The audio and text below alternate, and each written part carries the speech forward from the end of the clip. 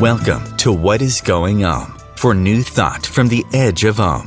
Each week on Om Time's flagship radio show, veteran broadcaster, author, and media consultant Sandie Sedgbeer conducts thought-provoking interviews with inspirational authors, artists, musicians, scientists, speakers, and filmmakers who are working at the point where spirituality and science meet consciousness at the very edge of Om.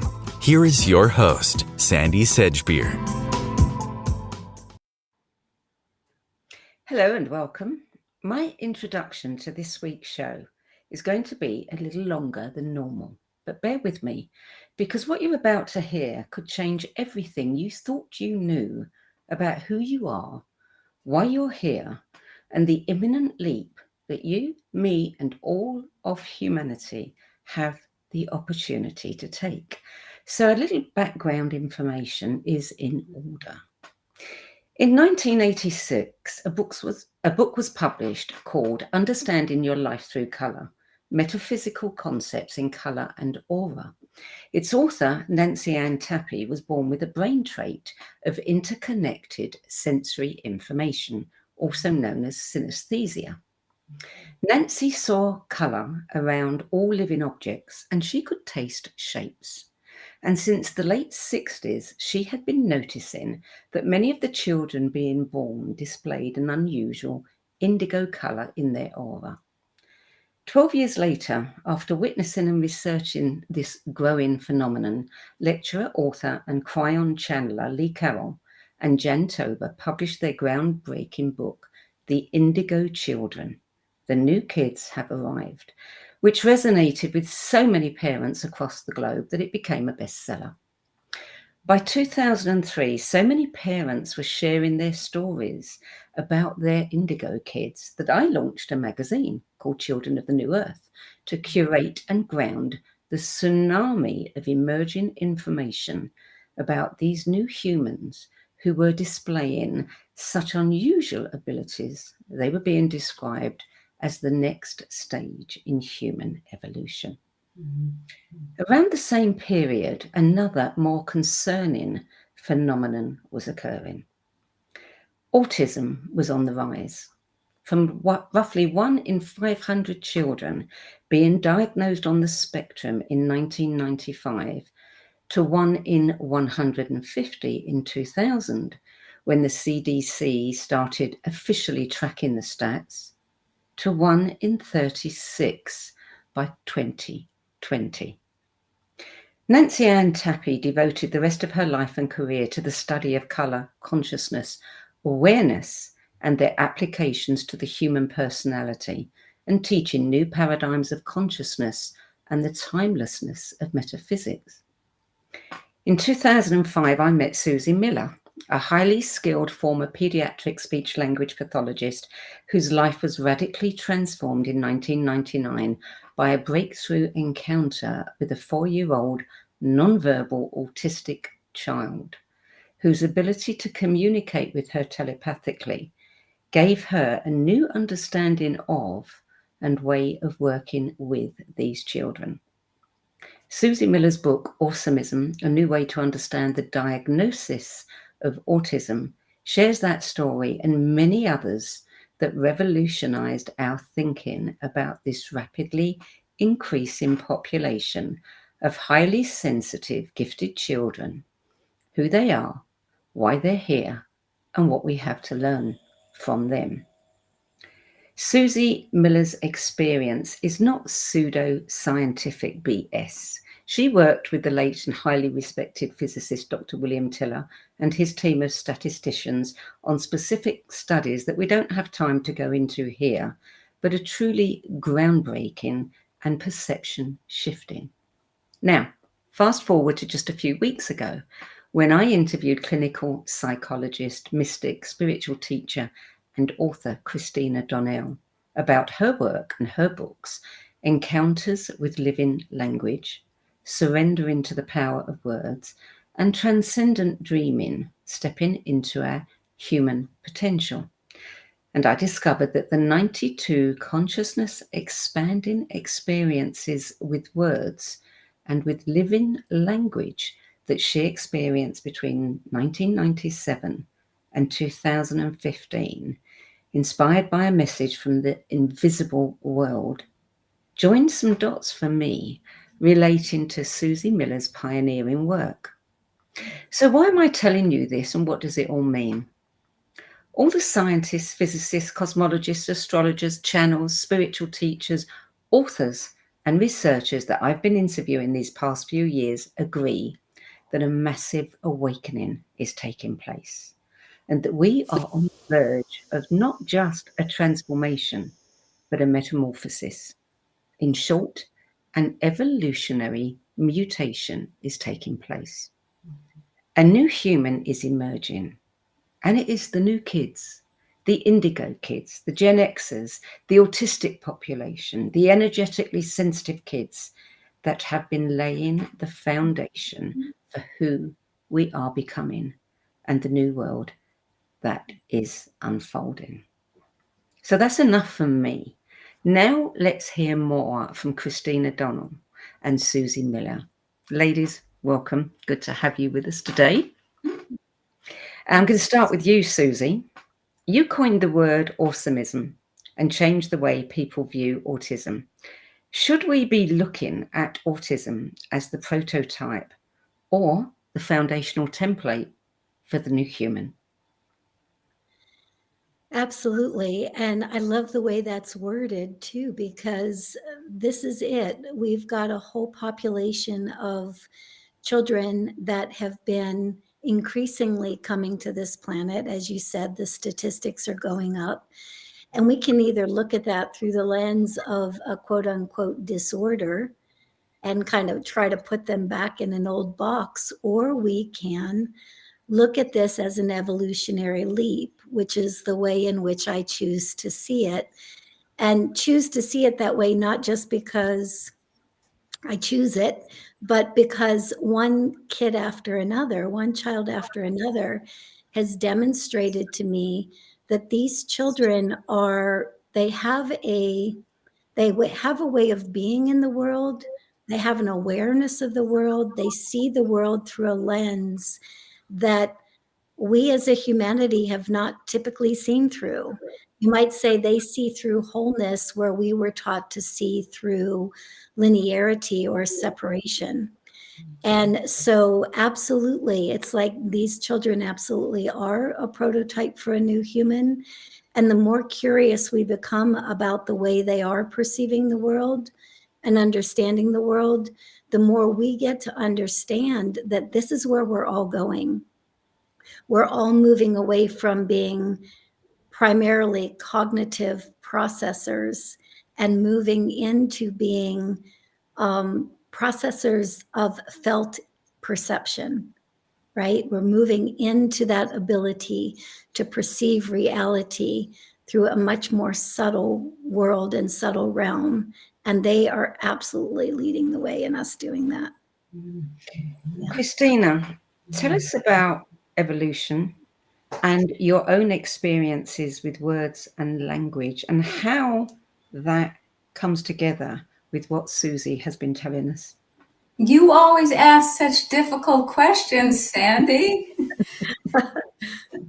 My thoughts about evolution. And I want to tag on here to Suzy. You know, having trained in the Andes with the Caro Indians, descendants of the Inca, who do not live in linear time and do not live in a me cosmology. They live in a earth, world, cosmic cosmology. They don't understand the sense of an I.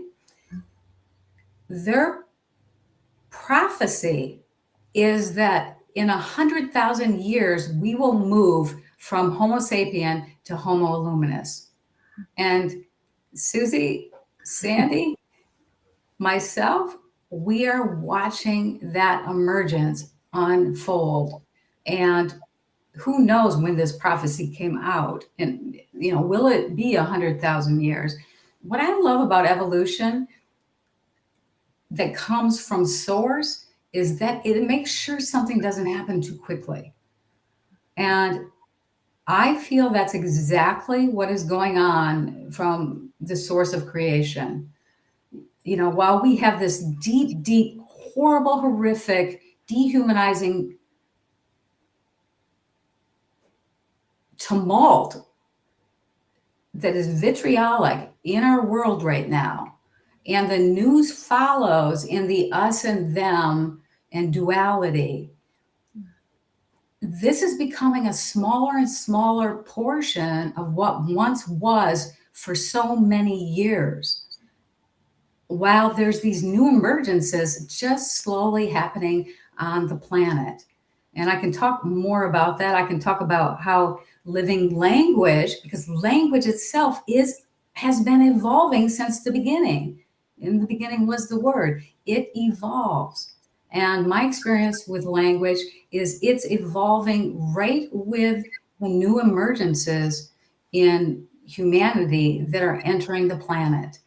And so we have the old holding on by their fingernails, as vitriolic and horrible as it is, but we have this large emergence that is just slowly and quietly making itself onto the planet, where even the Gen Z, the 20 to 24-year-olds, they don't know yet the fundament of what they value, but they no longer value what us baby boomers and our fundament once was of value. So you just see it across the board, whether we call it disordered, whether we call it a mutation, whether we call it because of COVID, our youth are growing up with less and less of an us and them, and the fundament of what is of value to them is shifting. They're asking, what is the meaning of life at a really young age? And I think it's ushering in all of these tributaries for what evolution does. It mutates. And what I would say, Suzy, and I'm so thankful for your work in autism and within neurodivergent, because right now we call that disordered. And the only reason it is disordered is because it cannot come in and be adaptive in a soundbite, noisy culture. But it is absolutely here, and it is absolutely here in an extraordinary strength where it is bringing the eternal, incarnating it in time. They're just having difficulty coming into time. Mm-hmm. Yeah. I read a book a long time ago, and somebody said that there was a time when we communicated telepathically. And it was only when we started learning language that we had to separate our brain, because we had to be able to create a structure to be able to speak. Yes. It seems to me that in that evolutionary leap, we went into eons of separation. Yes. And that what we're coming into now is less about the me and more about the we. And I find it very interesting that, many of these new kids choose not to speak. Yeah. Yeah. And they yet, have a different language. Yeah. And yet interconnected in that more subtle world, in that more subtle way than we've really ever been able to be in our separation. So, one child after another, absolutely telepathic. And as you communicate with these kids, either through telepathy or verbally or through their spelling to communicate or those kinds of technologies, they are sharing that they are interconnected, that they know the thoughts and feelings of those around them, that they're interconnected with other individuals who are on the spectrum that are in completely different places and spaces in the world. So you might say, our internet, in the outer world, they have that in the inner world. And they're demonstrating to us, as often as we'll allow it, that is something that we too all have access to, that we can step into those more subtle forms of communication and interact from those places. And It really it hits me, Sandie, because I've had so many of these kids say to me that, when parents or somebody asks, "Well, why aren't we using verbal communication?" Or why can't you bring that telepathic communication into a verbal expression? And so often the kids will say to me, "What do you all do with words? You use words to separate. What do you do with words? You use words to hide what is authentic and real and true and vibrant and loving and kind within you, right? We use it to hide. We've used language in our conditioning to everything but unity. And the kids are saying, when you become authentic and really connected to what you're saying, then understanding what's actually been said, does that unify, does that separate, will show up. We'll become more verbal, we'll become more interconnected. But until then, we're going to ask you to come to us because we're inviting you to a more unified field. Yeah. And it just blows me away every single time. I mean, it's true. And I love, Christina, your work with the language, because the essence of those words, again, you've said it isn't just the words, it's the sound, it's the vibration, it's the information that's running through that is the important the important aspect of that communication. And these kids know that more than just about any population I've seen so far. Yeah, yes, it is their mother tongue. Mhm.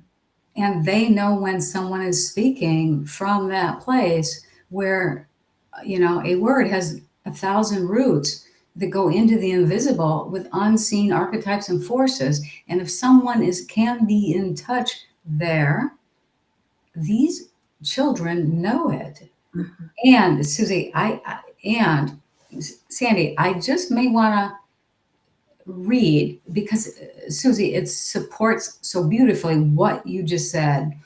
An email I received from a 15-year-old nonverbal speaker whose mother read the book Living Language.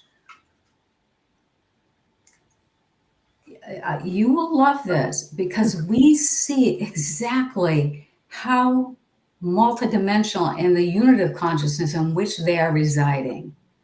And at 15, never spoken a word, only through letterboarding is communicating. And as we know, through letterboarding, they're communicating at a level that exceeds humanity and exceeds where language goes. And you will see that in this few lines.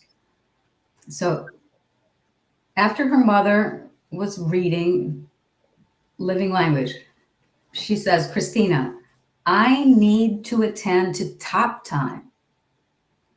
Top time means soaring, Christina. And everyone that is neurodivergent or autistic who writes me says soaring and falling in consciousness. I call it transported in consciousness. They all call it soaring and falling. I'll be very curious, Suzy, what you think. Then she says, "I'm amazed by the naming title," she means of the book, "Anomalous with Near-Death Experience." Then she tells me who she is. "I initiate sonic rattle frequency in others' space." That's who I am. I initiate sonic rattle frequency in other space. Time, same as ours, outside our era. Mhm. A say effect, and I'm not sure what a say means. "I am a soldier in the inner space." Mhm. She is 15 years old. In most human experience, no attention, ever a soaring force. I am total time. I assay the universe, algorithms, and organize the solar allies. I am soaring in OA. And then she tells me OA is a frequency. It's a sonic frequency. Mhm. It's also same sound root as word, away, which is that soaring and falling. But I think it just gives this beautiful window using language through letterboarding of the multidimensionality of where the eternal can make it into the temporal and language can accommodate it. Absolutely. The kids have always said, we'll meet you in the space in between. Yes. And, that space in between and in probing them on that, this timeless nature of being, the timeless nature of being that comes about as we tap into who we are in truth. And when we have experiences like you did, that like I did, what we both did, where we are shifted from that linear perspective of reality to what lies literally beyond time and space, the kids will meet us there. They will meet us there. That is where they soar. That is where they are alive. That is where they are vibrant. That is where they know. And quite frankly, it's where each and every one of us knows as well. Yes. We know from the place of that timeless nature of being. We know from that space in between. You might say even the space in between the words. Yeah. Yes. Much more information there and awareness there than in the cognitive process of speaking or understanding. Yeah.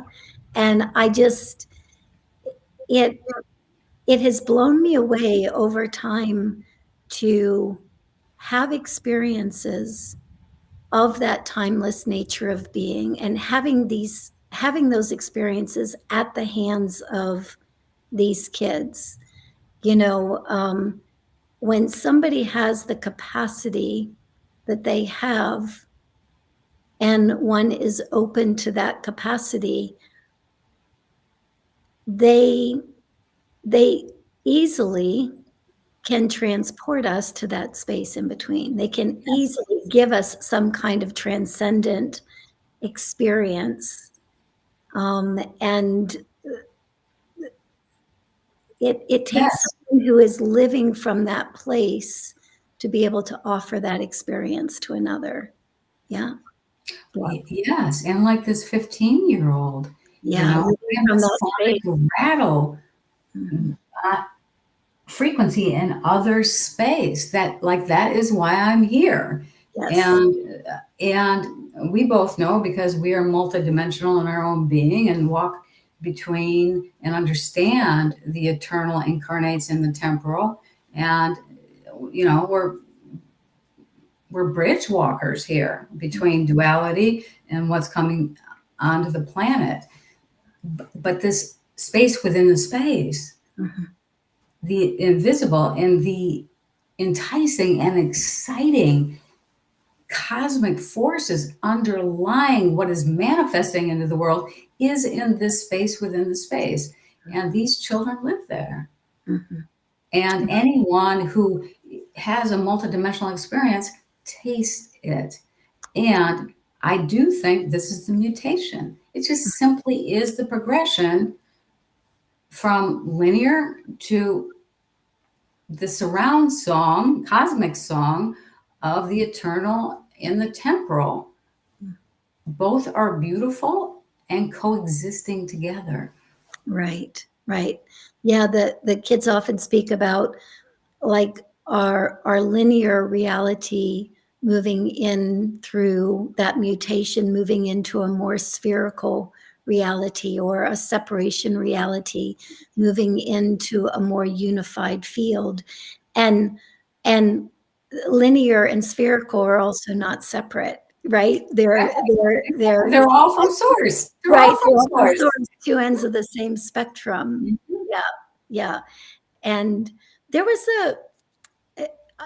a young man that I'm actually good friends with his mother at this point, because we've been around the block for quite some time together. And I went to visit them once, and this young man is also nonverbal. He uses a letterboard, spells to communicate. And we went to visit, and Jackson is his name. He speaks several languages, Yes. understands several languages. He also has written information. And Suzy, I'm sorry to interrupt you. He speaks several languages without being introduced to them by his parents, correct? 100%, absolutely. Yep. And This is what's new coming out of the planet. Yes. And this happens more often than we know, I think. Yes. So yes, he does speak several languages. He also started to provide information about something that he called infinity physics. And this is all when he was like an early teenager, and I went to visit him one day, and I was sitting on a park bench, in a park with his mother. He was walking around doing what he does, in the, Yes.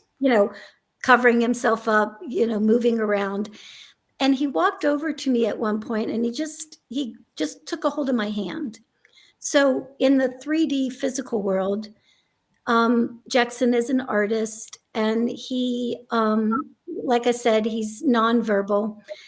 And he grabbed my hand, and in the moment he grabbed my hand, we were literally walking through another door. It was like a shamanic kind of experience. Yes. We're walking through another door, and as we walk through another door, I recognize in that moment Jackson's verbally communicating with me. We are in a different realm, a different dimension, where he is completely able to verbally speak. So he walks me into this space, which looks like an art studio.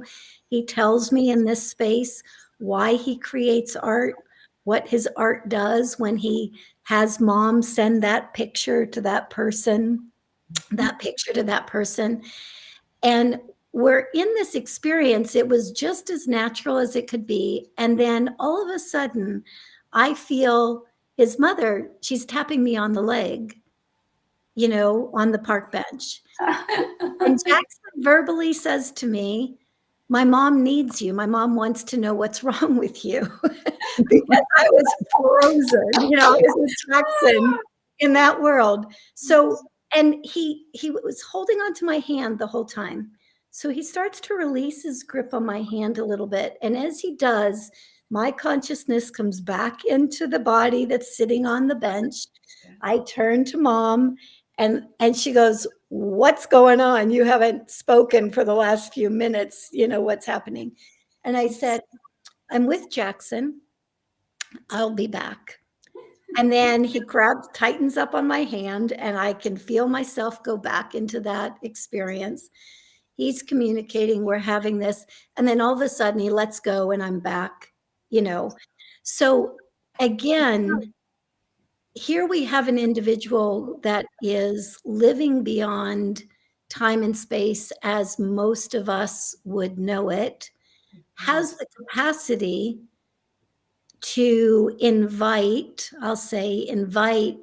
me into that world, has the capacity to reorient that reality so that I can speak back to this other. I love that. Yes. Right. And again, I'm just to perceive that through the lens of a disorder is something that I just absolutely cannot do anymore, because there have been so many of those kinds of experiences that one might consider beyond time and space that confirm to me that this is indeed an evolutionary leap. It is. This is indeed a new level of consciousness. So I'm going to hold you both there. I'm sure you've got something to say in response, Christina, but we do need to go to a break. You're listening to What is Going On. I'm Sandie Sedgbeer, and I am speaking with clinical psychologist, mystic, spiritual teacher, and author Christina Donnell, and awesomeism pioneer, integration specialist, and CEO and founder of Blue Star Education and Research, Suzy Miller. And we're talking about the mass awakening that is occurring and the role of the new kids. the energetically sensitive and autistic populations, the role that they are playing in the next stage in human evolution. We'll be back with more from Suzy and Christina after this break. Om Times TV. Imagine becoming a super influencer. Reinvent yourself, invest in your brand, and then manifest your success with a robust spheric approach. Om Times Media and Broadcasting offers a unique and multifaceted way to become the spiritual and conscious influencer you deserve to be by putting your message across our powerful platform with its proven record of integrity and excellence. Through our produced shows, Om Times offers the opportunity to become a social media TV personality, a radio show host, an Om Times magazine columnist, and a syndicated podcaster, all in one shot. By live streaming your show on Om Times TV and broadcasting it across the extensive Om Times radio and TV networks, you become more than a host. You become an ambassador and a force for positive change. Om Times. Open yourself to the possibilities.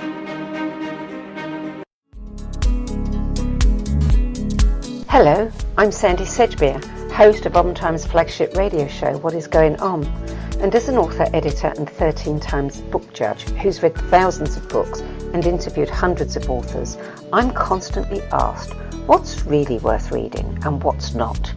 So I created the No BS Spiritual Book Club to help you save time and money by picking the brains of discerning names who've walked this path before you.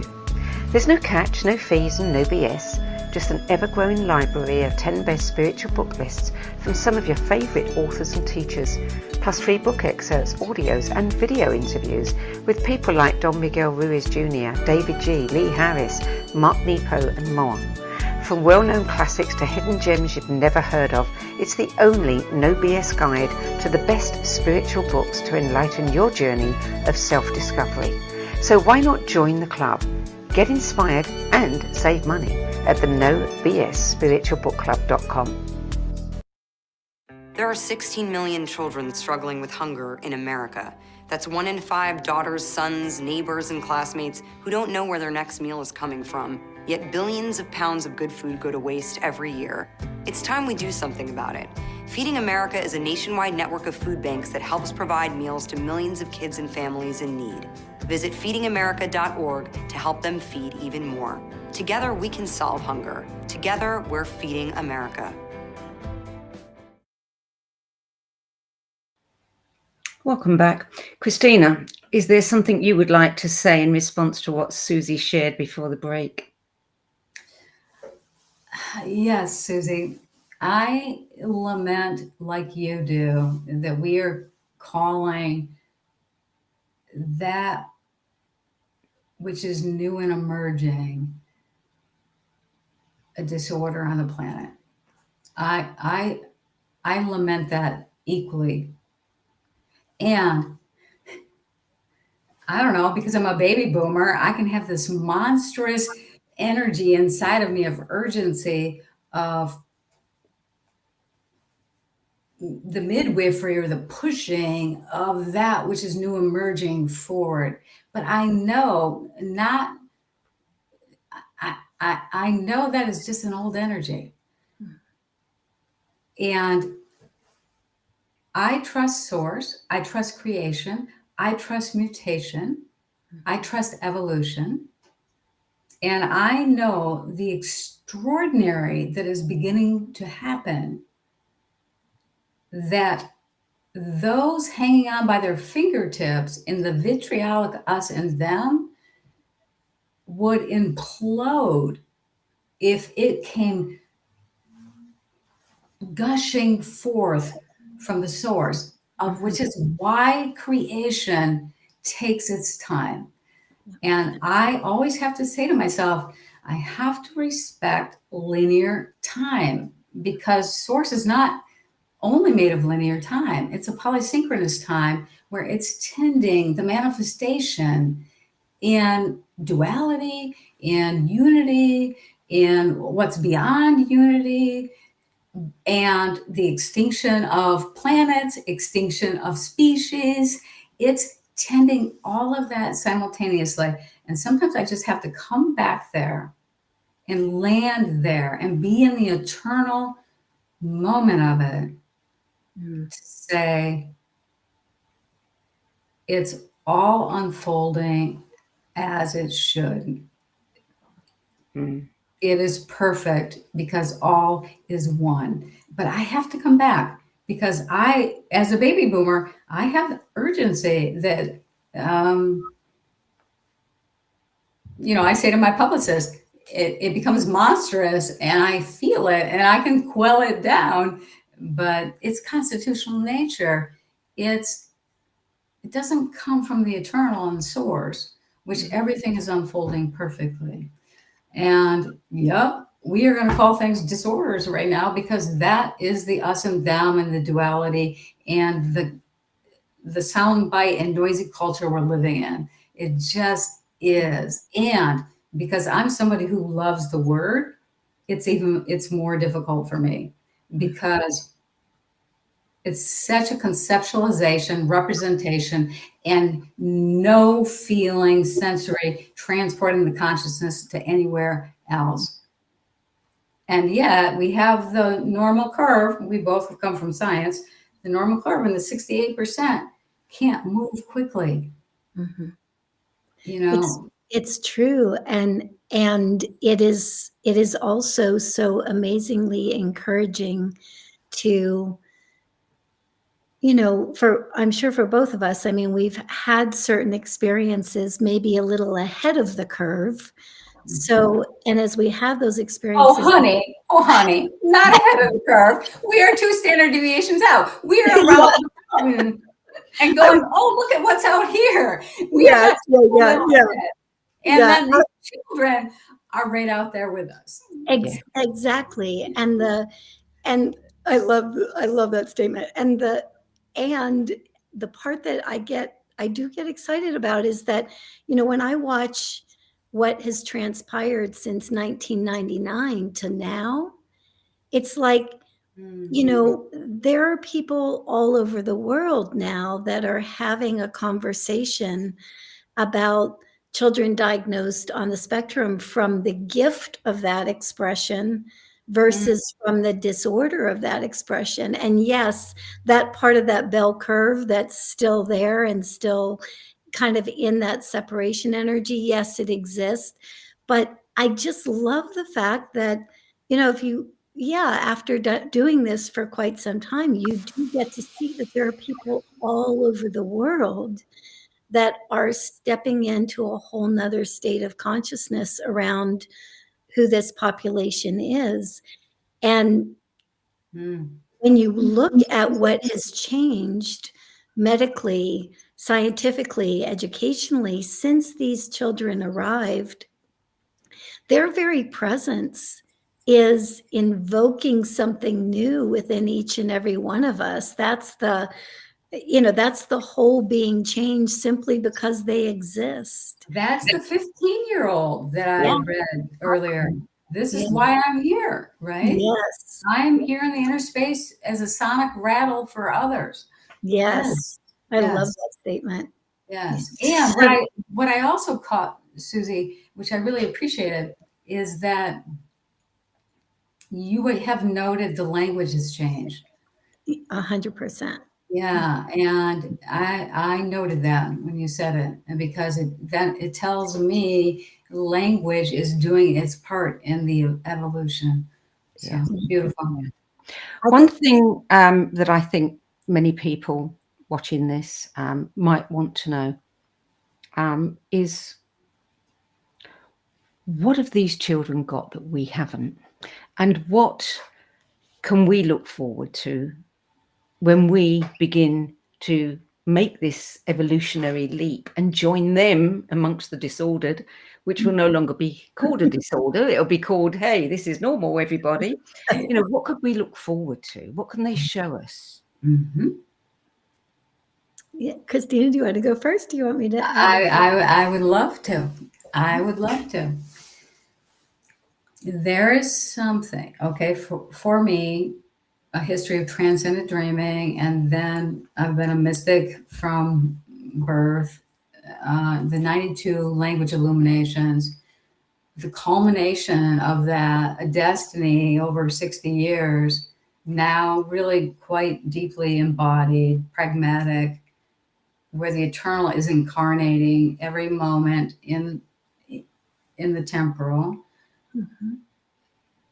Here is the greatest gift. That in every moment where you attune, because the world is still sound bites, noisy and crazy, so you can go right back into the duality, but everywhere where you drop down and attune, there's this extraordinary participatory experience with a larger continuum and the source and everything around you, that it's so easy for us to say it's unity consciousness or non-dual awareness, but that to me is not a mind concept. It's the experience of being in unity, not from the me cosmology, but the we, the larger continuum, and being participatory and knowing you're participatory in that experience because your awareness has expanded to that dimension and has washed out to sea and felt comfortable to be there in our everyday duality world. And I just call them two different mother tongues. Mm-hmm. But when you can experience that, I have to say, Mm-hmm. well-being, I don't need to say joy. Our world is kind of horrific right now, but well-being and in that participation of the whole and that which is greater is absolutely a grounding force. Mm-hmm. That to me is the beauty. Great question, Sandie. Beautiful question. Yeah. And to answer that question, Sandie, is like, what are they experiencing, or what do they quote unquote have that we don't? It's one, I think we all have this. It's just that we have been very much conditioned to not pay attention to this. And this is, I would say, something more akin to sensory perception, a more subtle awareness of what is taking place within. And there are varying experiences and expressions of that. But from my vantage point anyway, part of the reasons why we perceive these children as having so many sensory issues, you might say, is because they're much more finely tuned in to the sensory experience. And because they're more finely tuned to the sensory experience, they can be either reactive or responsive to it. But when we really begin to understand that the words that I have come to use so far anyway is that felt perception, the perception of an experience, the perception of a reality, that felt knowing of that, to me, is much more akin to knowing or awareness than it is to thinking about something. Yes. And yes. and that in and of itself, as far as I can tell so far, is absolutely part of our evolutionary shift. Mm-hmm.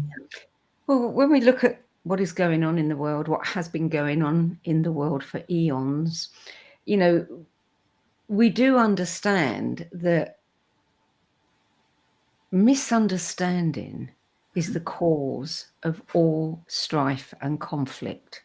And the misunderstanding comes about because we are trying to perceive something through a particular lens, through the words that are shared. And what I learned from you is what these kids have is it's not the words, it's the frequency that carries the meaning of a communication. And if we could cut out words and get straight to that frequency, we could, we could change the world in a heartbeat. And I mean, I'm a lover of words too. So I'm a little hesitant to get rid of the words. What I am curious about, though, is again, not what the words are, but what is the consciousness behind those words? What is the experience behind those words? Are those words coming from a place that is like 10 people can say the same phrase? Yes. And each one of those people saying that phrase is going to mean something different. It's going to come across in a different way. It's going to be heard in a different way, because those words are the words, but the consciousness with which those words are spoken and the experience behind that is very different. Yeah. Beautifully said. Beautifully said. Yeah. Mm. So, Christina, Yes. can you add Thank to- Thank you. Thank you. Thank you. Thank you. We Boom, have, boom, boom, boom. It's We not have- about the word. It's about, because the word is in its evolution too. Yes. It's about moving beyond conceptualizing. It's about, if evolution is occurring, I don't know this to be true, but if we have our reptilian brain, our limbic brain, our neocortex, Homo erectus was so extraordinary in its direct perception and sensory system to navigate the world. And then the neocortex was a mutation. It developed. Thought came on the world. And I'm sure they thought that was a disorder until it wasn't a disorder. Exactly. It's how evolution works. But we lost somewhere in this evolution the connection between the direct perception from the somatic sensory system and the neocortex, including that even our neurodivergent are in the somatic sensory, but the neocortex and all of these connections, I think, are part of the mutation to move, I'm just going to say it, Homo sapien to Homo luminous, and it will take time. But I think all of that is happening because, it's hard to explain to somebody how language can open trap doors in your somatic sensory system and take you into the eternal that incarnates in the temporal world.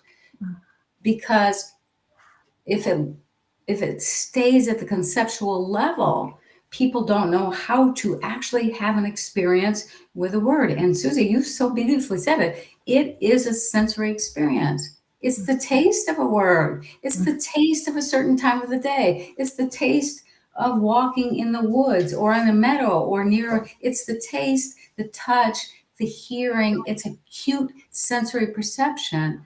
And I really wonder, with evolution, the neocortex becoming more dominant, it quieted our limbic or reptilian that we have such a bad connotation on, but it was an extraordinary sensory, like it was adaptive and had direct perception.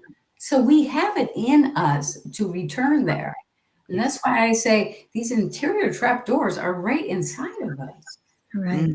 Right. Yeah. Well, and there's a very different, the concept of something like joy or love, the word, that concept of that, and the felt perception of joy or love, that's a difference between a knowing and a thinking, It is. Yeah. It is. The thinking is a love that has on what I call the superficial consciousness. Mhm. The deeper love is the absolute, you are completely participatory with the larger continuum at the whole. Yeah. Those are two different, very experiences. Mm. This conversation is one that could go on for hours, days, weeks, and we still wouldn't get even halfway through it. We have about 5 or 6 minutes left. What I would like both of you to share is, what can we do from the place that most of us are at right now? What can we do not only to support these children practically and energetically, but also to prepare ourselves for becoming more like them?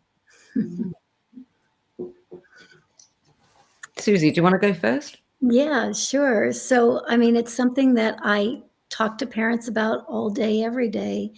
And this came directly from the kids because I asked that same question. It's like, what can we do to help? What can we do to kind of bridge this gap? And they took me initially right to, again, how do we feel? What are we perceiving in our bodies? What are we noticing? Instead of just thinking our way through life, the kids are inviting us to have a more sensory experience through life, to feel our way through life, you might say. And so, as that very initial bridge, most of the kids will suggest to their parents, you know, instead of trying to fix us, try to make us better so that you can feel better. Let's get better at feeling. Let's get better at noticing. So we've just triggered you, or we've just brought something up for you. Can we at least start to be present to what that felt perception actually is? What might that remind us of? It just creates a nice beginning step, right? To start relying on felt perception instead of start continually relying on thought. Yeah. So, and I've seen some pretty amazing things happen when people just notice, oh my gosh, this is what I'm feeling when this happens. Oh my gosh, that reminds me of something else that I've felt in my own earlier development. Oh my gosh, is he just showing me that? Or is she just showing me that? Yes. And the minute they get that, all of a sudden that external expression very often is no longer needed, right? Because the kids have done their job. They've plugged us back into that, at least some aspect of our felt perception. Christina, anything you want to add? We've got about 2 minutes. How do I want to add? I'm in agreement with Suzy about felt experience.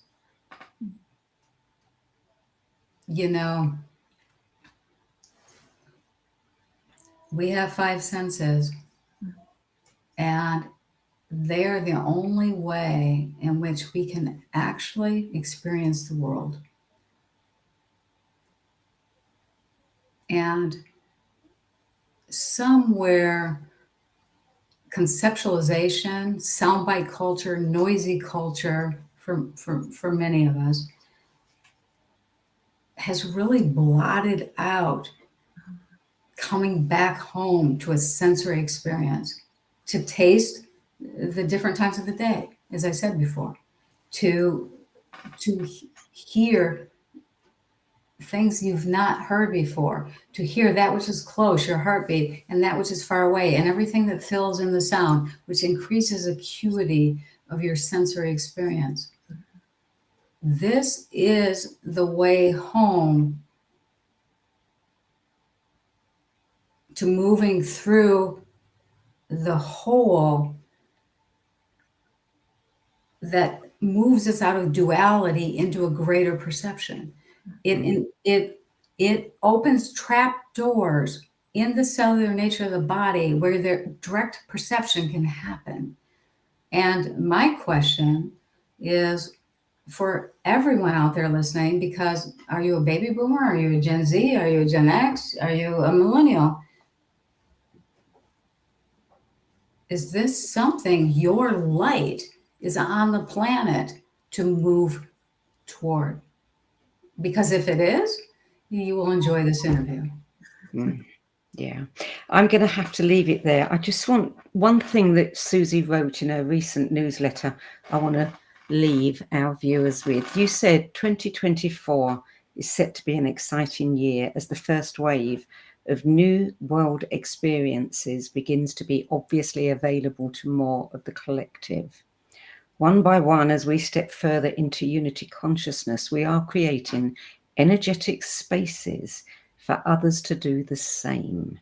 This absolutely creates a powerful invitation for all beings and definitely creates an opportunity for the energetically sensitive of this planet to be present with greater ease. Ladies, I would love to have you come back and continue this conversation in a month or so, maybe 2 months, as we get into 2024 and we start to feel for ourselves the energy and where we're heading. And thank you, Suzy. I love your newsletter. I am a wind under that wind. I'm a breath under the wing of that wind.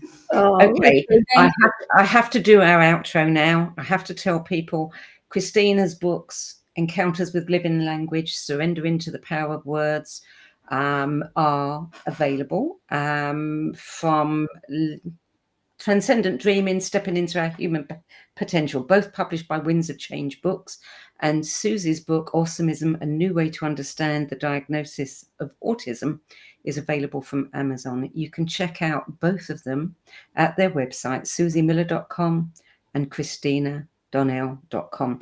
That's it for this week. I'm Sandie Sedgbeer. I'll be back at the same time next week with another episode of What Is Going On.